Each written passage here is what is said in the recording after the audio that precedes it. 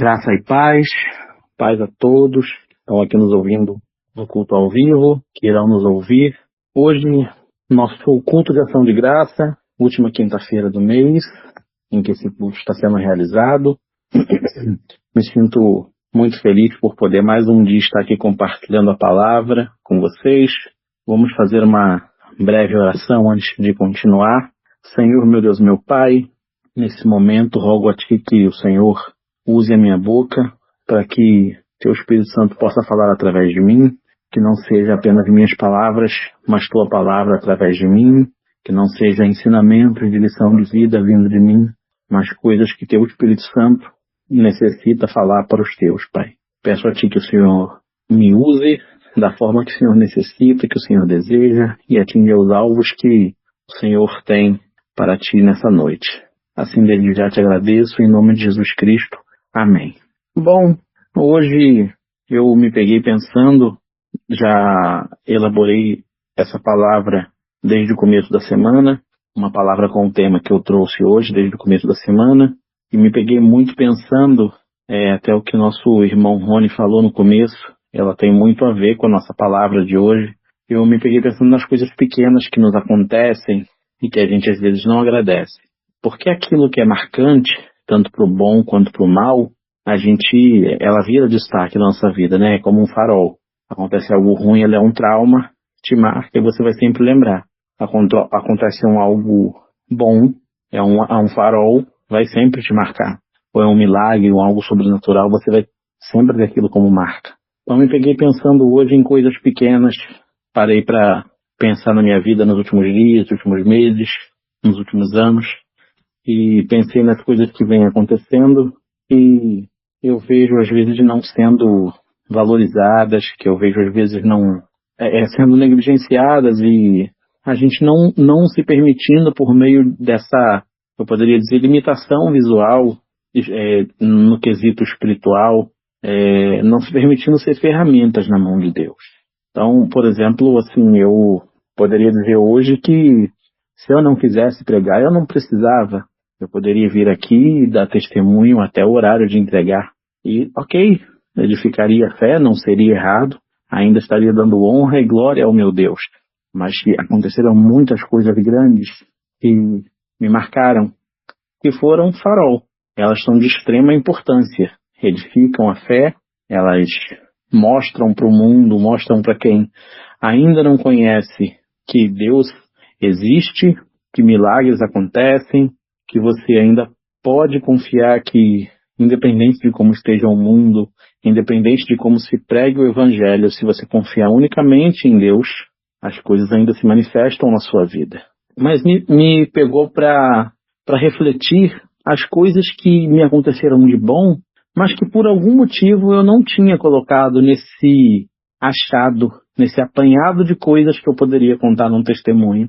Eu comecei a pensar, nossa, mas tal coisa foi um milagre também. Nossa, e outra coisa foi um milagre também, só que eram coisas tão pequenas. E aí eu pensei nessa passagem, que nossa irmã vai colocar agora, e trouxe ela para compartilhar com vocês hoje. Pode pôr a passagem. Então lhes contou esta parábola. A terra de certo homem rico produziu muito. Ele pensou consigo mesmo, o que vou fazer? Não tenho onde armazenar minha colheita. Então disse, já sei o que vou fazer. Vou derrubar os meus celeiros e construir outros maiores, e ali guardarei toda a minha safra e todos os meus bens.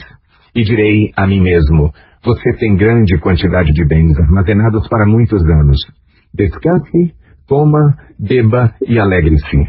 Contudo, Deus lhe disse, insensato, esta mesma noite a sua vida lhe será exigida. Então, quem ficará com o que você preparou? Assim acontece com quem guarda para si riquezas, mas não é rico para com Deus. Dirigindo-se aos seus discípulos, Jesus acrescentou, portanto, eu lhes digo, não se preocupem com sua própria vida, quanto ao que comer, nem com seu próprio corpo, quanto ao que vestir.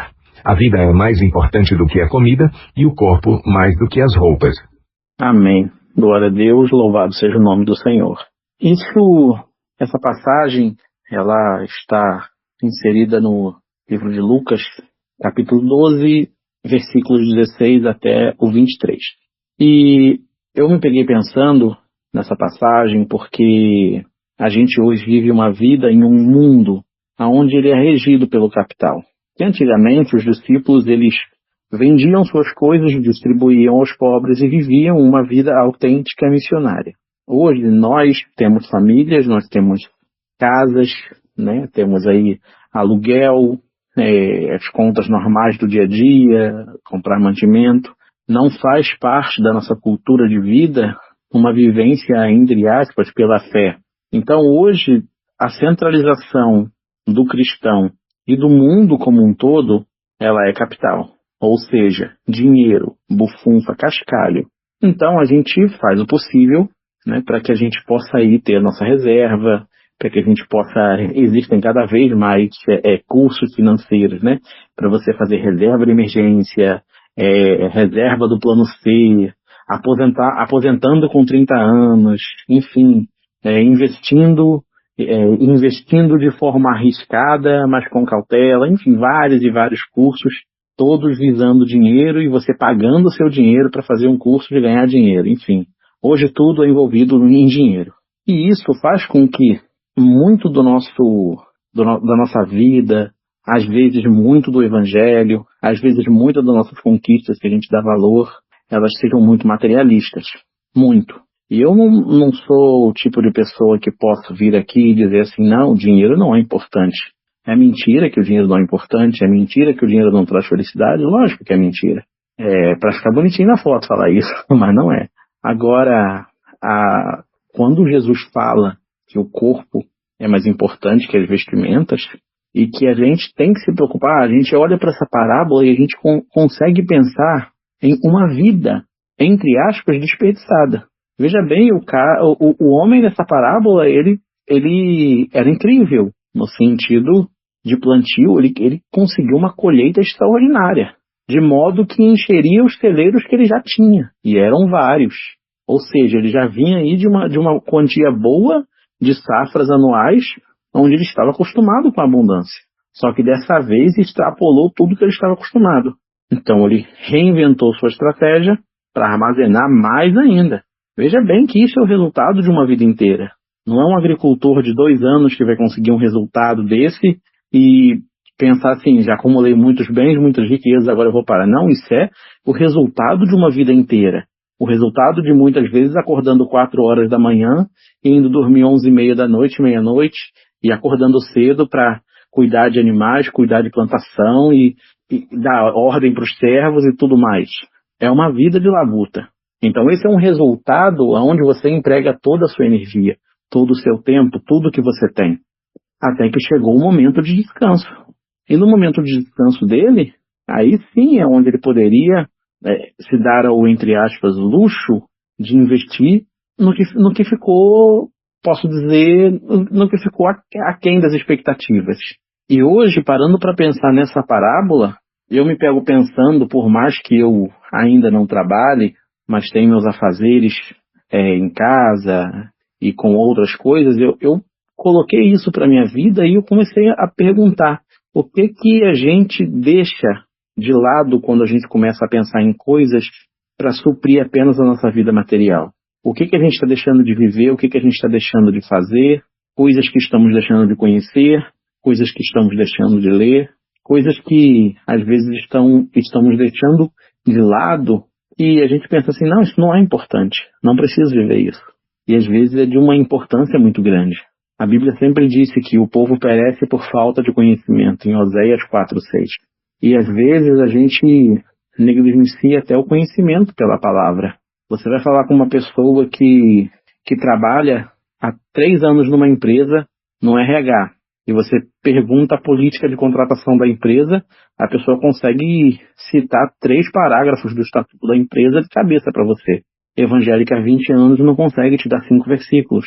E aí você se pergunta, o que está acontecendo com o mundo? O que está acontecendo com o cristianismo? Está acontecendo com as pessoas. Porque um trabalho é 20, 25, 30, 35 anos, eu aposentei. Acabou. Evangelho, até onde eu fiquei sabendo, é para a vida eterna. Então, é uma coisa que me pegou. Eu fiquei pensando assim, falei, meu Deus, isso é muito sério. A gente, para estudar para um concurso, eu falo isso mesmo, a palavra que veio para mim, porque isso pegou em mim. Estudei para o concurso da Caixa no ano passado e eram horas de estudo. Era mais de 16 módulos com mais de 12 aulas em cada um de 1h30. E a gente vai lá, se debruça nos estudos e faz provas sobre cada módulo. De 3 em 3 aulas tem provas e você responde e você compara suas avaliações com as outras pessoas. E isso para você ter um benefício na sua vida. Ok, é bom, mas no seu tempo livre, pelo menos 10 minutinhos por dia está na palavra, 15 minutinhos por dia está na palavra, emprego há 30 anos, evangelho, Cristo, vida eterna. O que vale mais? O INSS ou o reino? Aposentadoria ou vida eterna? Isso me fez pensar sobre a forma que as pessoas que eu falo da palavra e tudo ao redor, transformamos o que nós vivemos. Eu, por muito tempo, estudei bastante, muito, a Bíblia.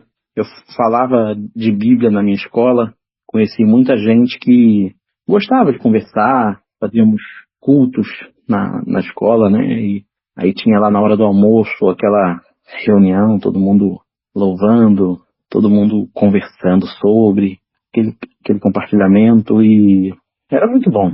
Era muito bom. Tivemos um amigo nosso que ele não acreditava, ele era agnóstico e ele se converteu. Foi muito gratificante. E aí eu comecei a pensar, né, o porquê que essa galera é diferente. O porquê que essa galera ela é diferente das outras. E era uma galera que na hora do recreio, ou quando faltava algum professor, era uma escola técnica era integral, de 7 às 5. Então quando faltava algum professor, ao contrário do ensino que não é integral, a gente não ia para casa. A gente esperava o tempo e ficava por lá. E a galera pegava a Bíblia, e a galera ia ler. E eu ficava pensando, caramba, nem é uma escola religiosa. E a galera tá lendo Bíblia. E aí eu lembrando disso, me peguei tipo assim, caraca, aí, o mundo tá tão doido que isso me deixou espantado. O mundo tá tão doido que eu me espantei com um crente lendo a Bíblia sem ser dentro da igreja. Uau, que incrível. Olha que coisa assombrosa. Olha o nível que chegamos. Então, hoje, como culto de ação de graça que estamos fazendo hoje, baseando nessa parábola que a gente leu agora, ainda há pouco, eu agradeço muito a Deus por esse projeto existir, porque assim como as pessoas na minha escola, né, a gente fazia o possível para que as pessoas viessem a ter contato, viessem a aprender, a gente está aqui, independente de quantas pessoas entrem, independente de quantas visualizações possam dar. Fizemos até uma vez uma reunião aberta para debates. A gente tenta fazer a nossa parte de todas as formas possíveis. E isso é muito bom. Eu agradeço por esse projeto estar de pé, agradeço pela vida de todos, agradeço por, nos momentos difíceis de cada um aqui, isso não ser só um projeto, mas também ser um lugar onde a gente pode compartilhar as coisas que acontecem e saber que tem alguém ali intercedendo por nós, pela nossa vida. São agradecimentos que eu faço por coisas que às vezes a gente não nota. São coisas, por exemplo, que tem gente que me conhece, que sabe as coisas grandes que Deus fez na minha vida, mas não sabe os bastidores. As pessoas sabem, por exemplo, você não tem perspectiva de nada e aconteceu alguma coisa na sua vida e você foi abençoado. Você estava precisando de alguma coisa, de uma coisa financeira e Deus foi lá e abriu uma porta. Mas ninguém sabe os bastidores, com quem você compartilha, quem ora por você. Ninguém sabe que Deus não faz as coisas por simples e por favor do acaso, né? Que você está orando, que tem pessoas orando ali, que não é uma coisa que só acontece. São coisas pequenas, são coisas poucas, que as pessoas às vezes não dão valor, mas Deus ele dá, justamente por isso somos filhos, justamente por isso a gente sabe que pode contar com Ele, né? Houveram épocas onde eu e Daiane estava passando por umas dificuldades bem grandes aqui em casa, antes de descobrir essas questões de enfermidade e tudo mais, e a gente não conseguia comprar uma fruta específica, sabe? Assim, Daiane virar para mim e falar assim, nossa, estou afim de comer uma melancia e uma laranja, acho, não me lembro muito bem se era. e a gente não tinha manteiga em casa. Eu gosto muito de comer pão com manteiga. E aí numa tarde a gente saiu para fazer alguma coisa depois da igreja e fomos na casa, eu não lembro se foi dos meus pais, e minha mãe falou assim, eu tô cheio de fruta aqui na geladeira, vai estragar, leva para casa de vocês, porque aqui em casa ninguém come, e eram as frutas que a Daiane queria comer. Minha mãe tinha uma manteiga sobrando lá e me deu. Então assim, a gente não pede, a gente não pediu, a gente não comentou que precisava, ficou só na mão de Deus. E essas coisas não parecem coisas grandes, realmente. Não ganhamos um apartamento, não ganhamos um carro novo, não tiramos uma carteira, ela não foi curada da diabetes. Mas é uma coisa pequena, mas que é uma voz de Deus que fala, olha, eu estou aqui. Não se esqueça, eu sou seu pai, eu estou aqui, e por mais que às vezes a situação não parece estar boa, mas eu estou de olho.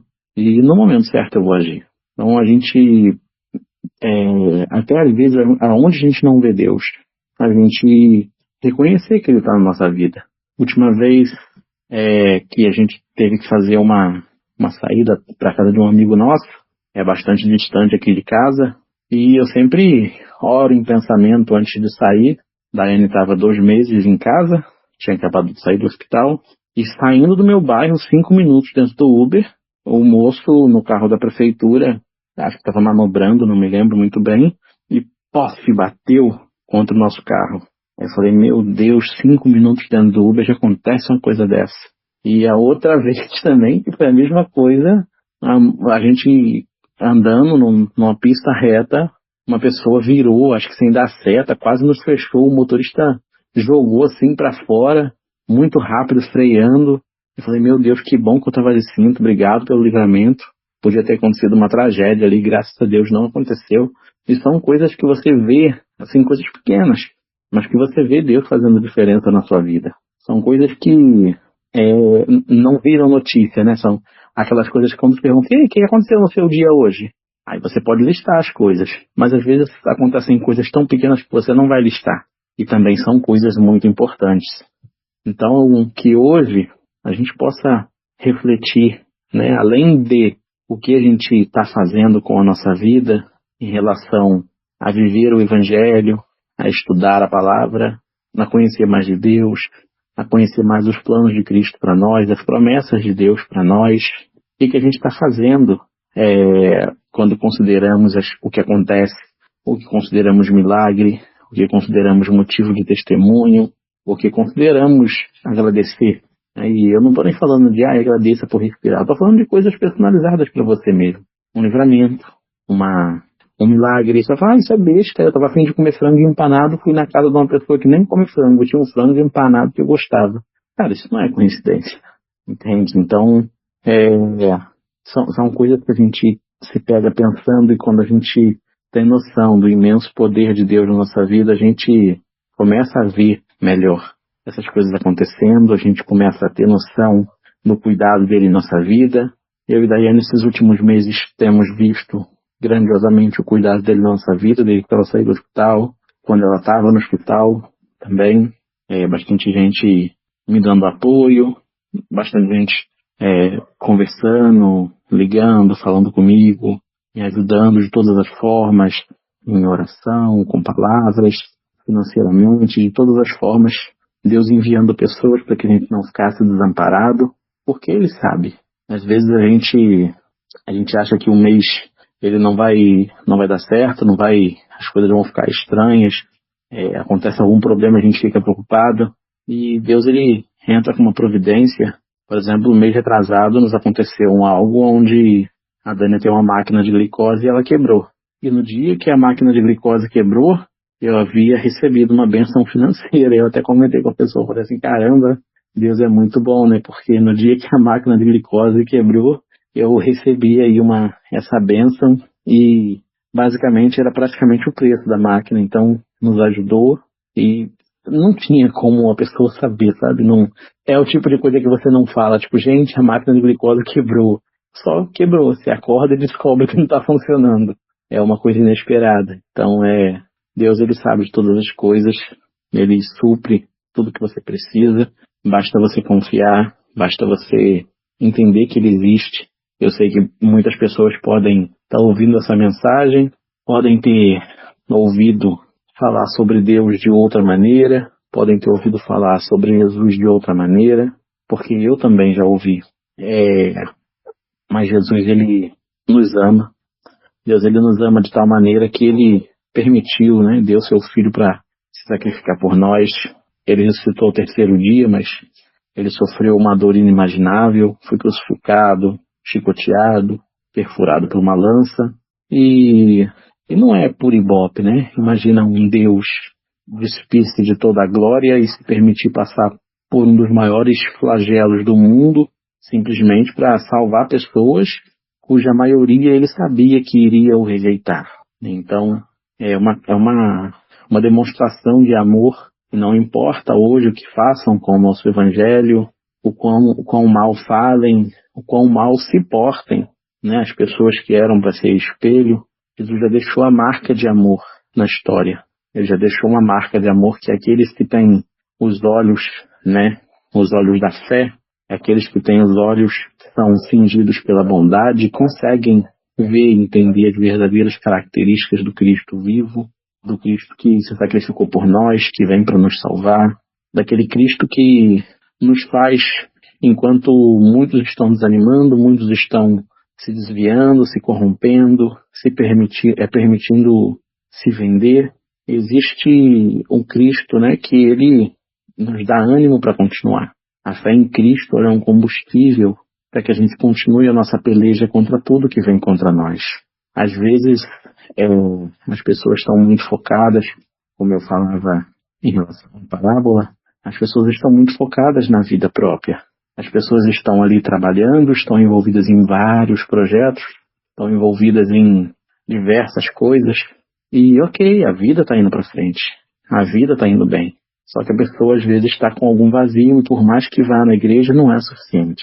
Por mais que entenda quem é Jesus não é o suficiente. E aí você nota que está faltando uma intimidade, está faltando conhecimento, está faltando você entender quem é o Cristo, está faltando você entender o que está acontecendo, está faltando muita coisa. A Bíblia diz que quando a gente está um pouco sem direção, não é muito bem com essas palavras, né?